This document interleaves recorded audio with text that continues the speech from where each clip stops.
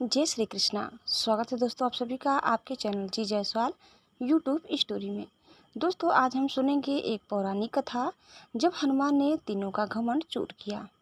संसार में किसी का कुछ नहीं, खामख्वाह अपना समझना मूर्खता है, क्योंकि अपना होता हुआ भी कुछ भी अपना नहीं होता, इसीलिए हैरानी होती है। घमंड क्यों, किस लिए, किसका? कुछ रुपए दान करने वाला यदि यह कहे कि उसने ऐसा किया है तो उससे बड़ा मूर्ख और कोई नहीं। और ऐसे भी हैं जो हर महीने लाखों का दान करते हैं, लेकिन उसका जिक्र तक नहीं करते, न करने देते हैं। वास्तव में ज़रूरतमंद और पीड़ित की सहायता ही दान है, पुण्य है। ऐसे व्यक्ति पर सरस्वती की सदा कृपा होती है। पर क्या किया जाए, देवताओं तक को अभिमान हो जाता है और उनके अभिमान को दूर करने के लिए परमात्मा को ही कोई उपाय करना पड़ता है। गरुड़, सुदर्शन चक्र तथा सत्यभामा को भी अभिमान हो गया था और भगवान श्री कृष्ण ने उनके अभिमान को दूर करने के लिए श्री हनुमान जी की सहायता ली थी। श्री कृष्ण ने अपनी पत्नी सत्यभामा को स्वर्ग से पारिजात लाकर दिया था और वह इसलिए अपने आप को श्री कृष्ण की अत्यंत प्रिय और अति सुंदरी मानने लगी थी। सुदर्शन चक्र को यह अभिमान हो गया था कि उसने इंद्र के वज्र को निष्क्रिय किया था। वह लोकालोक के अंधकार को दूर कर सकता है। भगवान श्री कृष्ण अनंत उसकी ही सहायता लेते हैं। गरुड़ भगवान कृष्ण का वाहन था। वह समझता था भगवान मेरे बिना कहीं जा नहीं सकते, इसलिए कि मेरी गति का कोई मुकाबला नहीं कर सकता। भगवान अपने भक्तों का सदा कल्याण करते हैं, इसलिए उन्होंने हनुमान जी का स्मरण किया। तत्काल हनुमान जी द्वारिका आ गए, जान गए कि श्री कृष्ण ने क्यों बुलाया है। श्री कृष्ण और श्री राम दोनों एक ही है, वह यह भी जानते थे, इसलिए सीधे राज दरबार नहीं गए। कुछ कौतुक करने के लिए उद्यान में चले गए। वृक्षों पर लगे फल तोड़ने लगे, कुछ खाए कुछ फेंक दिए, वृक्षों को उखाड़ फेंका, कुछ तो तोड़ डाला, बाग वीराना बना दिया। फल तोड़ना और फेंक देना हनुमान जी का मकसद नहीं था, वह तो श्री कृष्ण के संकेत से कौतुक कर रहे थे। बात श्री कृष्ण तक पहुंची। किसी बानर ने राजोद्यान को उजाड़ दिया है, कुछ किया जाए। श्री कृष्ण ने गरुड़ को बुलाया, कहा जाओ सेना ले जाओ, उस बानर को पकड़ कर लाओ। गरुड़ ने कहा प्रभु, एक मामूली बानर को पकड़ने के लिए सेना की क्या जरूरत है, मैं अकेला ही उसे मजा चखा दूंगा। श्री कृष्ण मन ही मन मुस्कुरा दिए, जैसा तुम चाहो, लेकिन उसे रोको। जाकर वन ते गए, हनुमान जी को ललकारा, बाढ़ क्यों उजाड़ रहे हो, फल क्यों तोड़ रहे हो, चलो तुम्हें श्री कृष्ण बुला रहे हैं। हनुमान जी ने कहा मैं किसी कृष्ण को नहीं जानता, मैं तो श्री राम का सेवक हूँ, जाओ कह दो मैं नहीं आऊँगा। गरुड़ क्रोधित होकर बोला तुम नहीं चलोगे तो मैं तुम्हें पकड़कर ले जाऊंगा। हनुमान जी ने कोई उत्तर नहीं दिया। गरुड़ की अनदेखी कर वह फल तोड़ते रहे। गरुड़ को समझाया भी बानर का काम फल तोड़ना और फेंकना है, मैं अपने स्वभाव के अनुसार ही कर रहा हूँ, मेरे काम में दखल न दो। क्यों झगड़ा मोल लेते हो, जाओ मुझे आराम से फल खाने दो। गरुड़ नहीं माने। तब हनुमान जी ने अपनी पूंछ बढ़ाई और गरुड़ को दबोच लिया। उसका घमंड दूर करने के लिए कभी पूंछ को ढीला कर देते, कभी गरुड़ कुछ सांस लेता और जब कसते तो गरुड़ के मानो प्राण ही निकल रहे हो।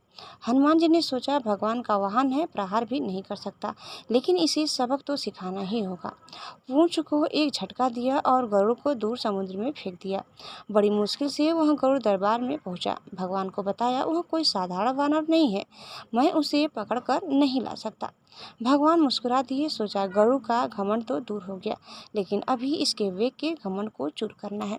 श्री कृष्ण ने कहा गरुड़ हनुमान श्री राम जी का भक्त है, इसलिए नहीं आया, यदि तुम कहते कि श्री राम ने बुलाया है तो फौरन भागे चले आते।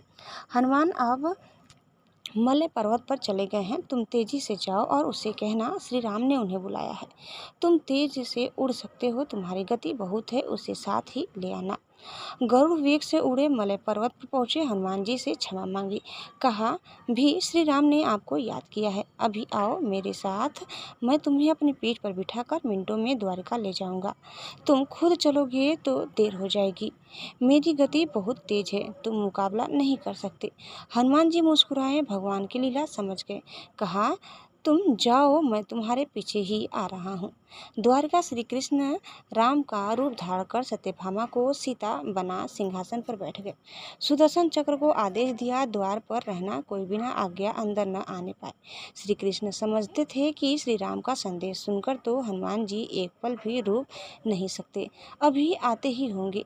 गरुड़ को तो हनुमान जी ने विदा कर दिया और स्वयं उससे भी तीव्र गति से उड़कर गरुड़ से पहले ही द्वारका पहुंच गए। दरबार के द्वार पर सुदर्शन ने उन्हें रोककर कहा, बिना आज्ञा अंदर जाने की मनाही है। जब श्री राम बुला रहे हों तो हनुमान जी विलंब सहन नहीं कर सकते। सुदर्शन को पकड़ा और मुंह में दबा लिया। अंदर गए। सिंहासन पर श्री राम और सीता जी बैठे थे। हनुमान जी समझ गए। श्री राम को प्रणाम किया और कहा, प्रभु आने में देर तो नहीं हुई? साथ ही कहा, प्रभु माँ कहाँ है?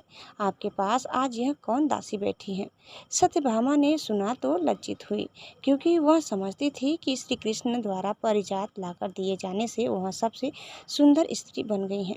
सत्यभामा का घमंड चूर हो गया। उसी समय गरुड़ तेज गति से उड़ने के कारण हाँफते हुए दरबार में पहुंचा। सांस फूल रही थी, थके हुए से लग रहे थे और हनुमान जी को दरबार में देखकर तो वह चकित हो गए। मेरी गति से भी तेज गति से हनुमान जी दरबार में पहुंच गए। लज्जा से पानी पानी हो गए। गरुड़ के बल का और तेज गति से उड़ने का घमंड चूर हो गया। श्री राम ने पूछा, हनुमान तुम अंदर कैसे आ गए? किसी ने रोका नहीं?